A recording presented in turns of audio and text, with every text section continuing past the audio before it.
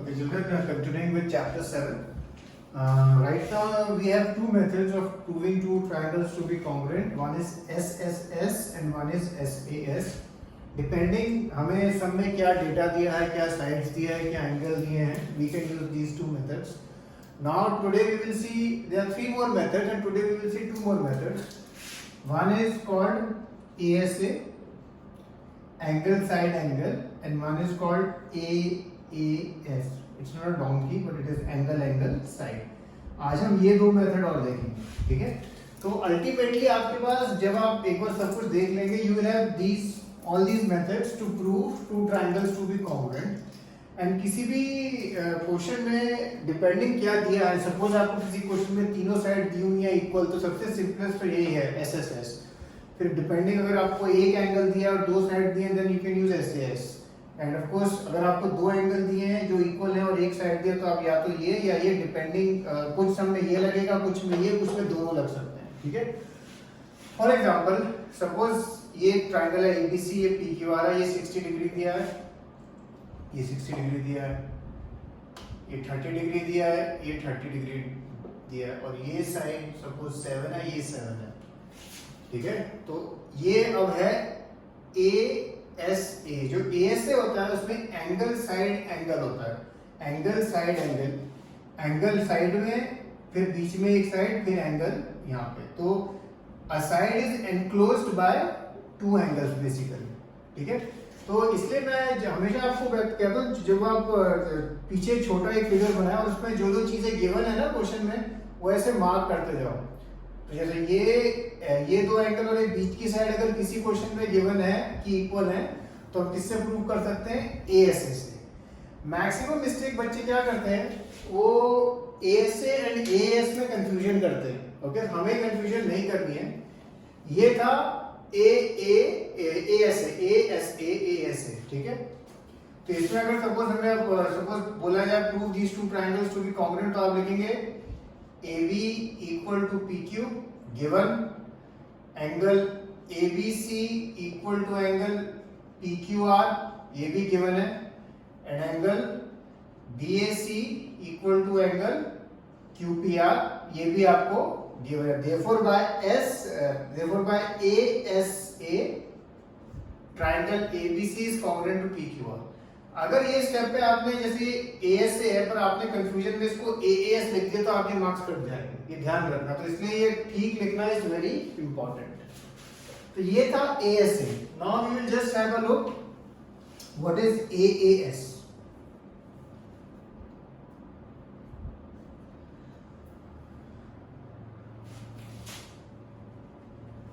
Suppose ये दो angle और ये साइड दी होती, ठीक है?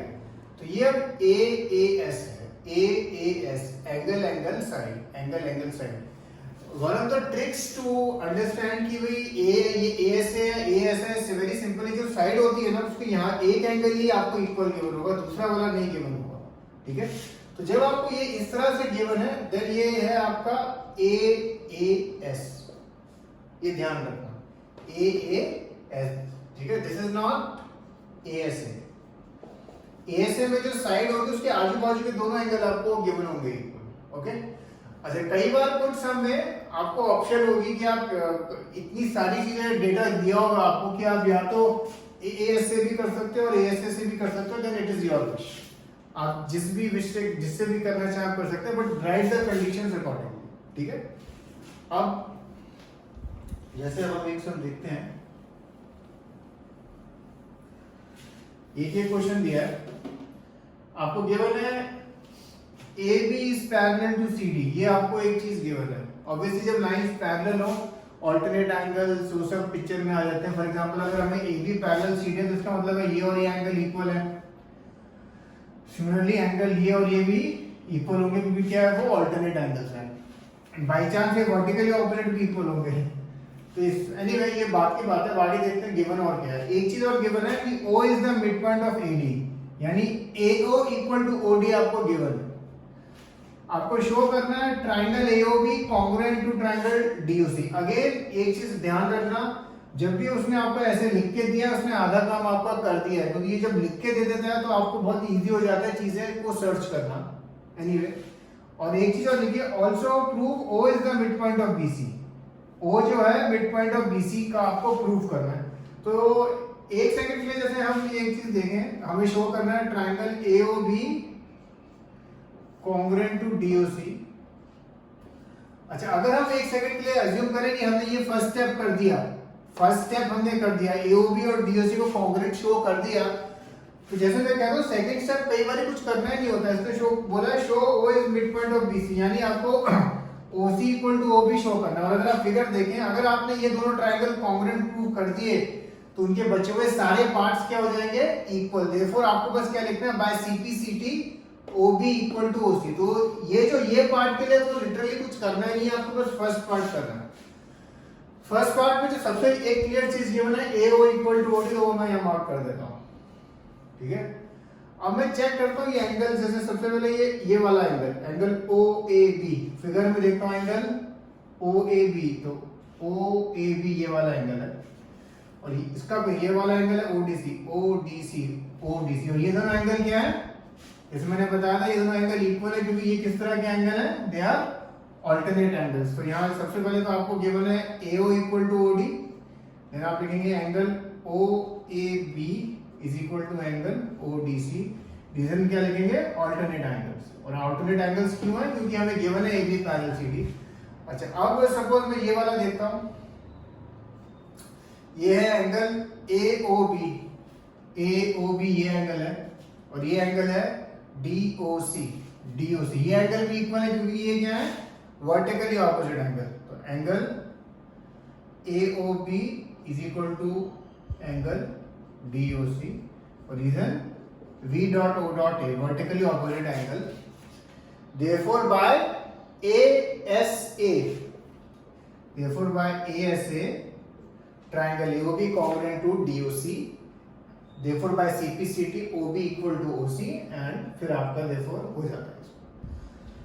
अच्छा, एक इंटरेस्टिंग चीज है इस सम में, जैसे हमने ASA से किया है, अगर हम चाहते, if we had wished in this particular sum, suppose मैं ये एंगल ले लेता हूं, ठीक है, सपोज मैं ये एंगल लेता हूं, एंगल ABO ये वाला, तो ABO ये एंगल है, और उसके यहाँ पे DCO बनता है, DCO। तो ये दोनों एंगल भी बाय चांस क्या है, इक्वल है। क्यों इक्वल है, क्योंकि ये क्या है, ऑल्टरनेट एंगल। तो angle ABO equal to angle DCO, reason क्या लिखेंगे, ऑल्टरनेट एंगल्स। अब पर अगर आप देखो तो ये AAS, therefore by AAS triangle this is congruent to triangle this, and उसके बाद तो by CPCT OB equal to OC, therefore O is the mid point of this.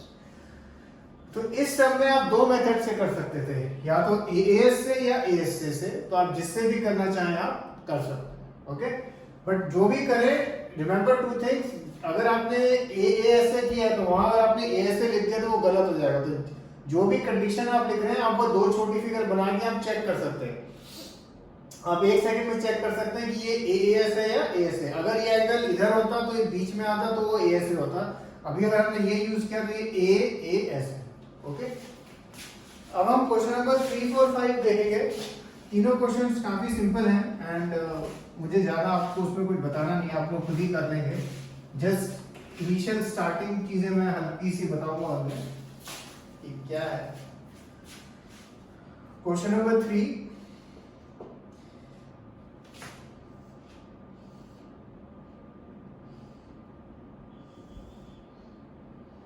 ये 90 दिया है, ये भी 90 दिया है।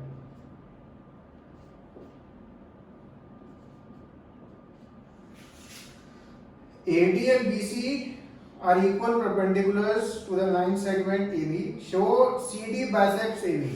हमें शो करना है CD bisects AB, ये आपको शो करना है। बाइसेक्ट का मतलब है बेसिकली आपको शो करना है OC इक्वल टू OD, ये आपका एम है। एंड ऑब्वियसली आपको दो ट्रायंगल देखते हैं, एक ये नीचे वाला ट्रायंगल और एक ये ऊपर वाला। इन दोनों ट्रायंगल को अगर आपने कॉन्ग्रुएंट शो कर दिया, नीचे वाला ट्रायंगल और ऊपर वाले को कॉन्ग्रुएंट शो कर दिया, तो आपका काम हो जाएगा। एंड इसको करने के लिए आपके पास बहुत सारे मेथड्स हैं, क्योंकि आपको इस क्वेश्चन में तो BC और AD इक्वल दिया हुआ है। ये दोनों एंगल भी 90 दिए हुए हैं, और अगर ये दोनों एंगल 90 हैं तो ऑब्वियसली ये ऑल्टरनेट एंगल है, तो और प्लस ये दोनों एंगल भी इक्वल है क्योंकि ये क्या है, वर्टिकली ऑपोजिट एंगल आप ले सकते हैं। एंड प्लस बाय चांस अगर जैसे ये और ये एंगल इक्वल है तो इसका क्या मतलब है कि AD is parallel to BC, तो आप ये वाला एंगल भी पिक्चर में ले सकते हैं।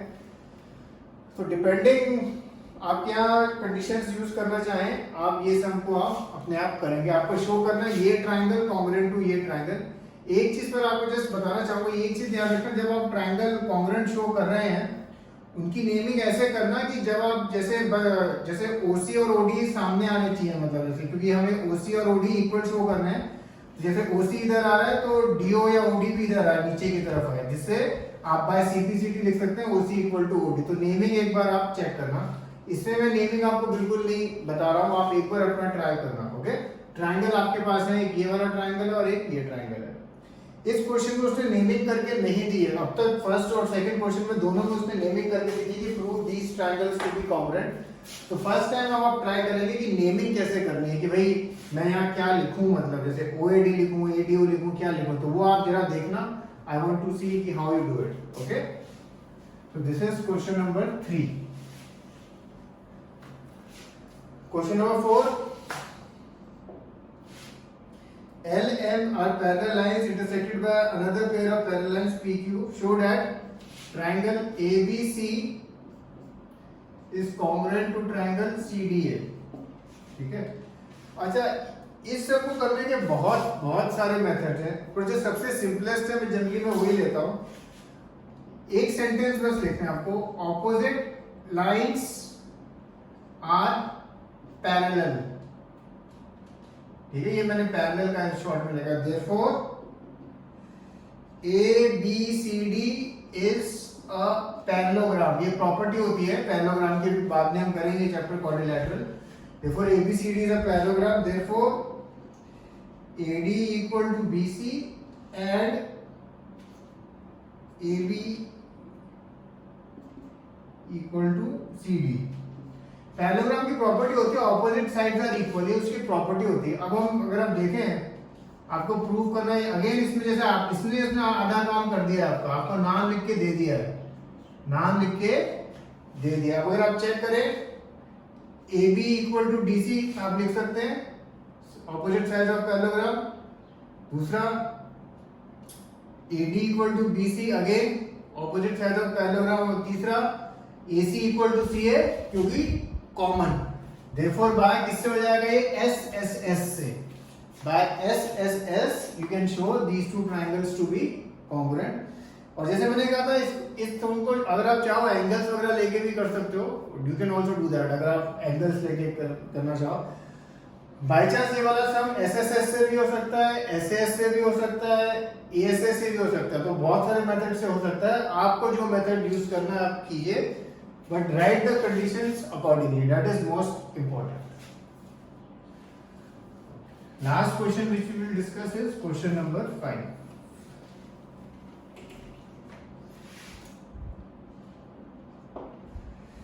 Line L is the bisector of angle A and B is any point on L. BP and BQ are perpendicular from this. Show again इसमें आपको नाम लिख, जहां भी नाम लिख के दे देता है आपका आधा काम वो वही कर देता है। Triangle APB congruent to triangle AQB, ये प्रूव करना है आपको। Second BP equal to BQ। अगर आप देखो, अगर आपने ट्राइंगल कॉन्ग्रुएंट प्रूव कर दिया तो सेकंड स्टेप में तो कुछ करना ही नहीं है, बस by CPCT BP equal to BQ। तो बेसिकली फर्स्ट वाला ही पार्ट करना है आपको। अच्छा, ये जो कोई एक चीज देखो, क्वेश्चन नंबर 2 में उसमें लिखा है BP इक्वल टू BQ और B is equidistant from the arms of angle. तो कई बार ये नीचे वाली लाइन लिखी होती है और के आगे वाली, और बच्चे कंफ्यूज हो जाते हैं कि करना है क्या। तो बेसिकली आपको बस यही शो करना है, BP equal to BQ। Anyway, अब हम फर्स्ट वाले पे आते हैं। फिगर दो छोटी बना के और बस फिर आप चेक करते जाओ कौन सी चीजें गिवन है, कौन सी। एक तो आपको सीधा ही दिखता है AB कॉमन है, फिर आपको क्या देखता है ये एंगल AQB कितना है, 90। तो AQB ये 90 डिग्री है और एंगल APB भी 90 है। ठीक है, दो कंडीशन तो मिल गई। तीसरी कंडीशन उसने क्या चीज दी है, line L is bisector of angle A, यानी angle QAB is equal to angle PAB, और क्यों इक्वल है, क्योंकि आपको गिवन है लाइन एल इज बाइसेक्टर, मतलब इक्वल भाग में डिवाइड करती है, ये लिखना होगा आपको। तो अगर आप देखो QAB यानी ये एंगल एंड PAB यानी ये एंगल, ये दो एंगल आपको इक्वल है। अब आप कंडीशन देख लेना कौन सी है, AAS है या AS है, जो भी कंडीशन है वो लिख के देखो, these two triangles are congruent। Okay, so this is question number 5। तो ये 3 क्वेश्चन दूंगा मैं, प्लस एक जो हमने किया था क्वेश्चन वो दूंगा, just do these 4 sums. Okay, cheers.